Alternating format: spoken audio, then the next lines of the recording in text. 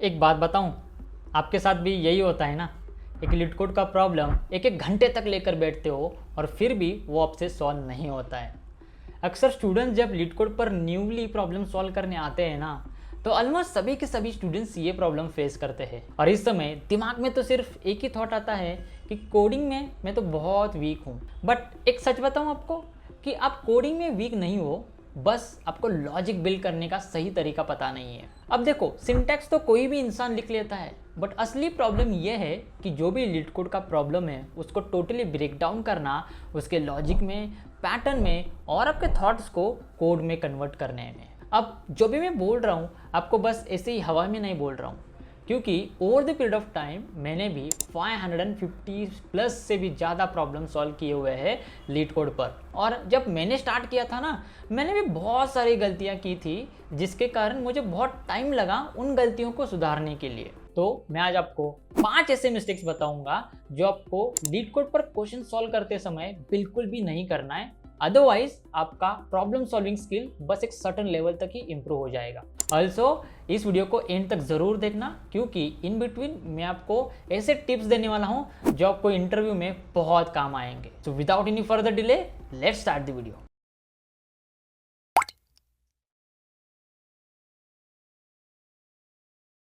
सबसे पहले मिस्टेक जो स्टूडेंट्स करते हैं, सॉल्विंग रैंडम प्रॉब्लम्स। अब देखो, 90% स्टूडेंट्स यही गलती करते हैं। जब भी वो कोई भी प्रॉब्लम सॉल्व करने बैठते हो, जो मन में टॉपिक आ रहा है उसको उठाओ और प्रॉब्लम सॉल्व करो। यानी कि आज एरे का प्रॉब्लम सॉल्व किया, कल करेंगे हम ग्राफ, फिर करेंगे हम स्लाइडिंग विंडो, फिर करेंगे हम डायनेमिक प्रोग्रामिंग। मतलब एकदम रैंडम प्रॉब्लम सॉल्विंग।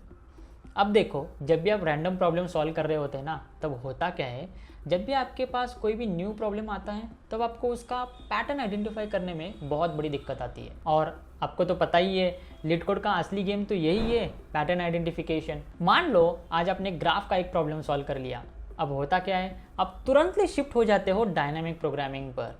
अब समझो, सपोज ग्राफ के 5 कंसेप्ट है और आपने एक ही प्रॉब्लम सॉल्व किया है और आप directly jump to dynamic programming, which means आपके 4 कंसेप्ट ग्राफ के रह गए। सिमिलरली डायनामिक प्रोग्रामिंग का भी आप एक ही प्रॉब्लम कर रहे हो, विच मीन्स ना ही आपका ग्राफ अच्छा हो रहा है, ना तो आपका डायनामिक प्रोग्रामिंग अच्छा हो रहा है।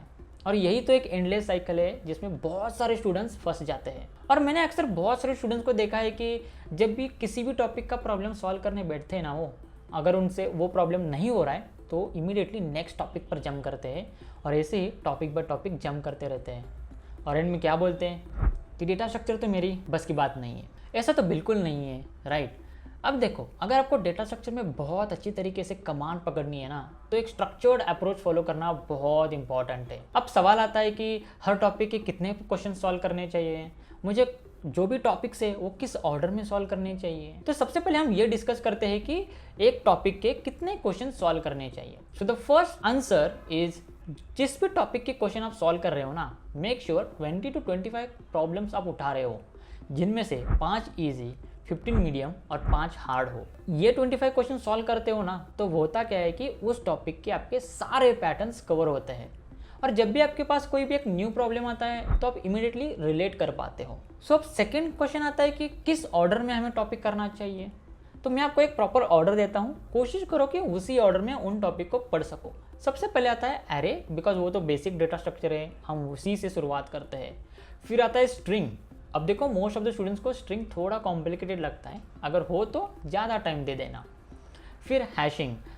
आई रिपीट, हैशिंग ना बहुत इंपॉर्टेंट कंसेप्ट है, बिकॉज बहुत जगह उसका यूज़ होता है। फिर sliding window, recursion, stack and Q, link list, dynamic programming, tree, graph. Try करो इसी ऑर्डर में आप डेटा स्ट्रक्चर टॉपिक्स पढ़ लो, सो दैट आप एक दूसरे को चीज़ें रिलेट कर सको। और बिलीव मी, जब आप ये हैबिट इंस्टॉल करोगे खुद में, तो आपके अंदर एक अलग कॉन्फिडेंस आ जाएगा, क्योंकि जब भी आपके पास कोई भी प्रॉब्लम आएगी, आप उसको ईजिली रिलेट कर पाओगे कि ये प्रॉब्लम इस पैटर्न का है, ये प्रॉब्लम उस पैटर्न का है। और यही कॉन्फिडेंस आपको इंटरव्यू में बहुत हेल्प करेगा। दूसरी सबसे बड़ी गलती जो स्टूडेंट्स करते हैं वो है सिर्फ कोड लिखना, उसके पीछे का लॉजिक और पैटर्न बिल्कुल नहीं समझना। अब देखो, स्टूडेंट्स क्या करते हैं, जस्ट टू शो कि लीड कोड पर आपने कितने प्रॉब्लम सॉल्व किए हैं ना, इसके लिए वो कुछ भी करने के लिए तैयार है। और कुछ स्टूडेंट का माइंडसेट तो ये होता है कि भाई बस कोड चलना चाहिए, आउटपुट आना चाहिए और मेरा प्लेसमेंट होना चाहिए। ऐसा लंबे समय तक बिल्कुल नहीं चलेगा। क्यों? लेट सपोज आपने LeetCode पर जाकर एक प्रॉब्लम सॉल्व किया टू सम। अब सपोज उस प्रॉब्लम को सॉल्व करते वक्त आपने बहुत सारी चीजें हैं जो आपने ऑलरेडी रट चुके हो, जैसे कि एक एरे दिया है, एक सेट लेना है, 2 नंबर का डिफरेंस निकालो और चेक करो मेरे सेट में है या नहीं, अगर है तो ट्रू रिटर्न करो, नहीं है तो फॉल्स रिटर्न करो। ये ऑलरेडी आपने रट लिया है, राइट? अब होता क्या है, अगर इंटरव्यूअर ने थोड़ा सा प्रॉब्लम को ट्विस्ट कर लिया ना, आपका दिमाग और थॉट प्रोसेस काम करना पूरी तरीके से बंद हो जाता है। फॉर एग्जाम्पल, इंटरव्यूअर ने बोला कि भाई अब मुझे 2 नंबर का सम नहीं चाहिए, अब 3 नंबर का सम चाहिए जो इक्वल टू टारगेट है, या फिर जो अरे दिया गया है ना उसका sum equal to my target element होना चाहिए। अब आपके पास बिल्कुल कोई भी थॉट प्रोसेस नहीं है, राइट? क्योंकि आपको तो हैबिट है प्रॉब्लम को रटना है, उसके pattern, logic, thought process, intuition, इसको तो समझना ही नहीं है, राइट? तो देखो, डेटा स्ट्रक्चर का असली गेम क्या है? जो भी प्रॉब्लम आपके सामने दिया है ना उसको पूरी तरीके से ब्रेक डाउन करो, उसके लॉजिक में, उसके पैटर्न में, थॉट प्रोसेस में, इंट्यूशन में, और then you go and solve the optimize problem. ये है असली गेम। सबसे बड़ा सवाल आता है कि इसको प्रैक्टिस कैसे करें। अब देखो, जब भी आप डेटा स्ट्रक्चर का कोई भी प्रॉब्लम सॉल्व कर रहे हो ना, सबसे पहले उस प्रॉब्लम की तरफ देखने का पर्सपेक्टिव चेंज करो। For example, her problem solve करने के लिए नहीं होते, कुछ प्रॉब्लम्स ना नए कंसेप्ट सिखाने के लिए भी आते हैं। तो हमें क्या करना है, जो भी प्रॉब्लम आपको दिया है ना उसको सबसे पहले रीड करके समझ लो, ठीक है? आप आपके लैपटॉप को रखो साइड में, आपको क्या करना है, आप पेन और पेपर लेना है। नो मैटर आपके कितने प्रॉब्लम सॉल्व किए हुए हैं LeetCode पर, but pen and paper are your best friends. Keep in mind, while practicing data structure, pen and paper are your best friends. अब करना क्या है, प्रॉब्लम तो आपने पूरी तरीके से समझ लिया है। अब जो भी थॉट प्रोसेस है, जो भी इंट्यूशन है, जो भी मन में आ रहा है ना उसको पूरी तरीके से नोटबुक पर लिख दो। जैसे कि can I sort this array, मेरा डेटा ऑलरेडी सॉर्टेड है, मैं बाइनरी सर्च का यूज कर सकता हूँ क्या, मुझे मैप सेट कुछ लगेगा क्या, जो भी मन में आ रहा है पेपर में लिख लो। Then try to figure it out, okay जो भी मैंने थॉट्स लिखे हुए हैं इसका यूज करके एक simple brute force solution draft कर सकता हूँ क्या? If yes, right it down, brute force solution on paper. Okay, अब देखो, अब ब्रूट फोर्स सॉल्यूशन लिखा हुआ है। अब करना क्या है कि देख लेना है कि कौन सी चीजें ब्रूट फोर्स सॉल्यूशन में बार बार रिपीट हो रही है और उसके वजह से हमारी टाइम कॉम्प्लेक्सिटी भी ज्यादा हो रही है। अब उस रिपीटेशन को कैसे कम कर सकते हैं इसके बारे में सोचना है। और जब भी आप कोई भी प्रॉब्लम लिख रहे हो ना, उसका सोल्यूशन लिख रहे हो ना, तो सबसे पहले 3 केसेस हमेशा ले लो नोटबुक पर और ड्राई रन करके देखना है, जैसे कि worst case, best case and corner cases. क्योंकि हमें तो आदत है प्रॉब्लम रीड कर लिया, टाइप कर लिया, सबमिट किया, रॉन्ग आंसर, फिर कुछ चेंजेस किए, फिर सबमिट किया, फिर रॉन्ग आंसर, फिर कुछ चेंजेस किए। ऐसे बार बार तो नहीं चलेगा, right? Because that is not a right way to practice data structure. तो हमेशा याद रखना है, जो भी प्रॉब्लम हम सॉल्व कर रहे हो ना, पहले उसको अंडरस्टैंड करो और सबसे पहले नोटबुक और पेन लेकर वहां पे ड्राई रन करो, बिहाइंड द सीन लॉजिक कैसे काम कर रहा है इसके बारे में सोचो। अब जब ये हैबिट आप इंस्टॉल करते हो तो होता क्या है कि अगर आपके सामने कोई भी एक न्यू टाइप का प्रॉब्लम आ जाए या फिर इंटरव्यूअर कुछ प्रॉब्लम को थोड़ा सा ट्विस्ट किया बिना, तो आपको इजीली सॉल्यूशन के करीब जाने के चांसेस और बढ़ जाते हैं, क्योंकि आप now you are able to identify, okay this problem belongs to this pattern, I have to do this thing and I can implement this problem using this technique. आपके पास पूरा एक माइंड मैप ऑलरेडी तैयार है, क्योंकि अपने हर problem का behind the scene logic कैसे काम करता है, पैटर्न कैसे रिकॉग्नाइज करना है, इसको आप पूरी तरीके से आपने समझ लिया है। सो एंड आई होप आपको ये समझ में आया होगा कि सिर्फ कोड लिखने से कुछ नहीं होगा, आपको लॉजिक, पैटर्न और इंट्यूशन समझना बहुत इंपॉर्टेंट है। तीसरी सबसे बड़ी गलती जो स्टूडेंट्स करते हैं, सॉल्यूशन जल्दी देख लेना। अब देखो, अब करते क्या हो कि LeetCode पर जो भी प्रॉब्लम आप सॉल्व कर रहे हो उसको लेकर आप 5 मिनट तक मैक्स टू मैक्स सोचते हो, कोड करते हो, अगर रॉन्ग आंसर आ गया चलो सॉल्यूशन सेक्शन में और आप देख लेते हो सॉल्यूशन। ऊपर से सॉल्यूशन देख के आप ये भी बोलते हो कि हमने सॉल्यूशन देखा तो क्या हुआ, हमने उसे समझा भी तो लिया। अरे मेरे भाई, अगर तूने सॉल्यूशन समझा भी लिया है ना, तो सिमिलर टाइप की प्रॉब्लम दी जाए तो वो तुझसे सॉल्व क्यों नहीं होती, राइट? एक सिंपल सी चीज़ है, हमें समझना है कि हमारे ब्रेन में कुछ मसल्स पार्ट होते हैं जिनको हमें हैबिट डालना पड़ता है to think from all the corners and all the cases, और ये हम बिल्कुल नहीं करते। और इसी वजह से ना हम डेटा स्ट्रक्चर में सभी केसेस के बारे में सोचने की एबिलिटी हमारी उतनी नहीं डेवलप हो पाती। तो सवाल आता है कि इसको डेवलप कैसे करना है। अब देखो, एक रूल बना लेना आपके लिए जब भी आप डेटा स्ट्रक्चर के प्रॉब्लम सॉल्व कर रहे होते हो। सबसे इंपॉर्टेंट चीज़ है कि आपका थिंकिंग टाइम जो है ना उसको थोड़ा बढ़ाना है। फिर से ये सवाल आता है कि फिर एक प्रॉब्लम को सॉल्व करने के लिए हमें कितना टाइम देना चाहिए। अब देखो, अगर आप इजी लेवल का प्रॉब्लम सॉल्व कर रहे हो तो max to max 30 to 40 minutes दे देना, डिपेंडिंग अपॉन योर लेवल। अगर आप मीडियम या फिर हार्ड लेवल का प्रॉब्लम सॉल्व कर रहे हो तो 1 घंटा पूरा दे देना। अब देखो, पूरे 1 घंटे में या फिर आधे घंटे में ये प्रॉब्लम आपको सॉल्व नहीं हुआ तो आपको क्या करना है कि go and watch the hints. Solution नहीं देखना है, हिंट देखना है। अब हिंट देखने के बाद फिर से 10-15 मिनट के बारे में इस प्रॉब्लम के ऊपर सोच लेना कि whether you are able to solve this problem और नॉट।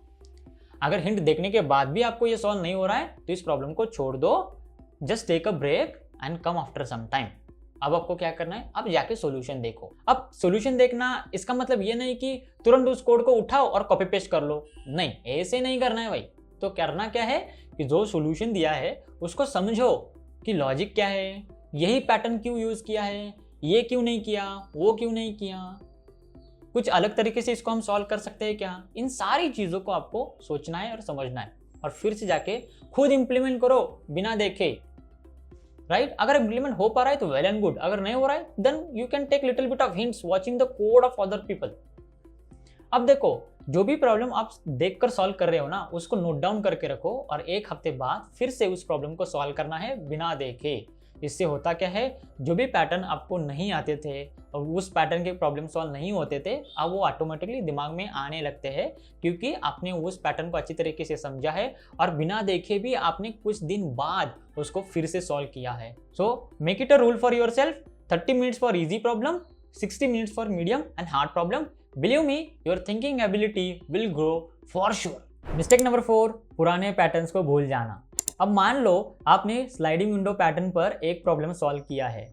अगर आपको लगता है कि चलो मुझे पैटर्न भी समझ में आ गया, मेरा कोड भी रन हो गया और वो एक्सेप्ट भी हो गया, अब मैं तो स्लाइडिंग विंडो का मास्टर बन गया।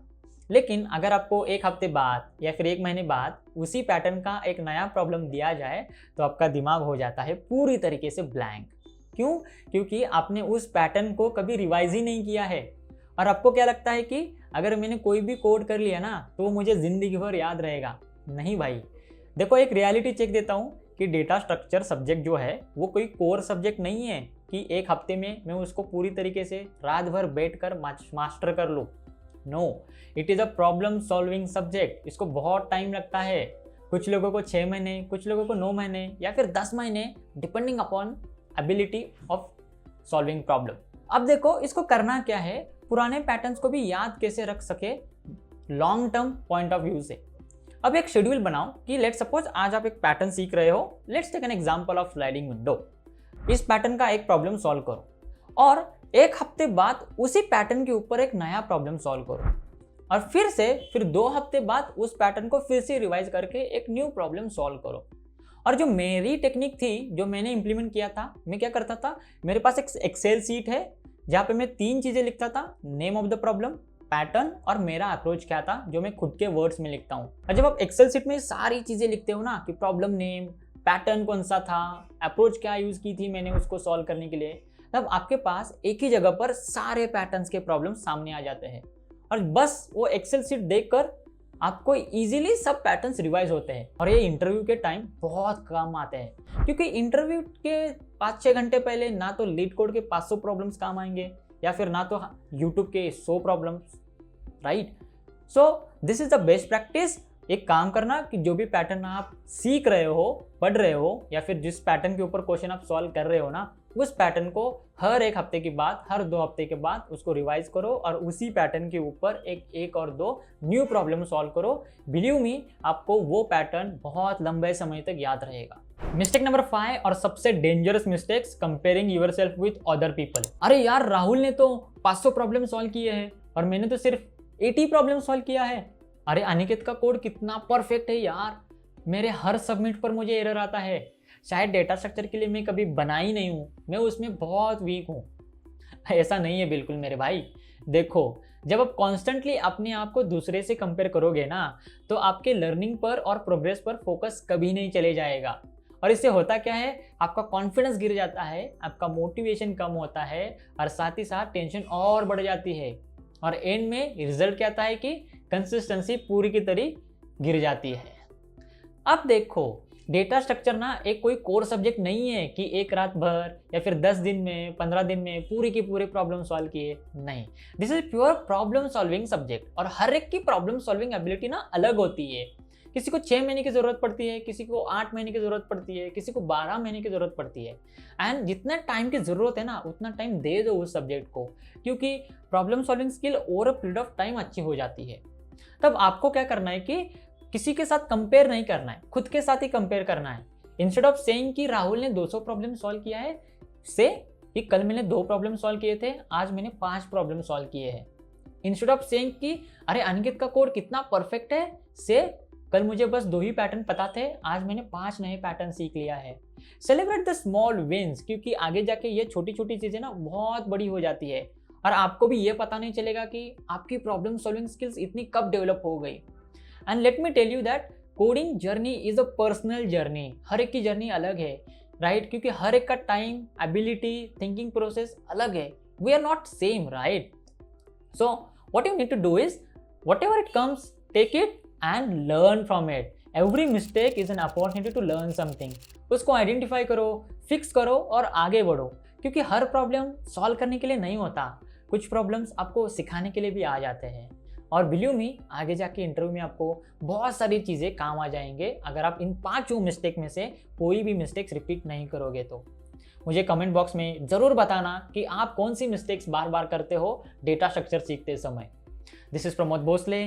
कोड ग्रिडी, या हर प्रॉब्लम देता है एक नई उड़ान।